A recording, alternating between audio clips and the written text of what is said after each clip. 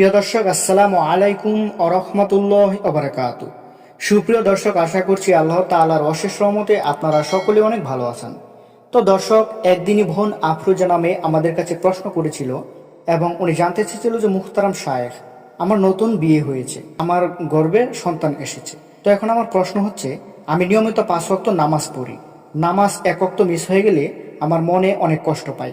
তো আমার যখন সন্তান হবে তখন আমি সন্তানকে দুধ পান করালে আমার অজু ভেঙে যাবে কি না, এই বিষয়টা নিয়ে আমি অনেক চিন্তায় রয়েছি।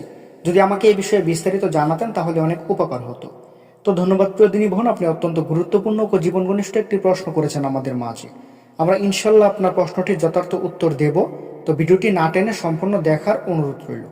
তো প্রিয় দিনী বোন, দেখুন, অজু থাকা অবস্থায় যদি সন্তানকে দুধ পান করানো হয় তাহলে উক্ত অজু দ্বারা নামাজ আদায় কিংবা কোরআন তেলাওয়াত জায়েজ হবে কিনা, এটাই তো আপনি জানতে চেয়েছেন।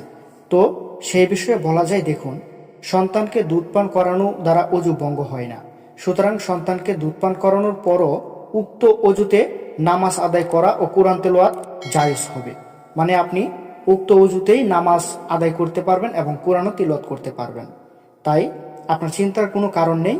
আপনি সন্তানকে দুধ খাওয়ানোর পরেও আপনি এই উজু দিয়েই আবার নামাজ পড়তে পারবেন, কোরআন তিলাওয়াত করতে পারবেন, এতে কোনো অসুবিধা হবে না। তো প্রিয় বোন, আশা করছি আপনাকে বুঝাতে পেরেছি।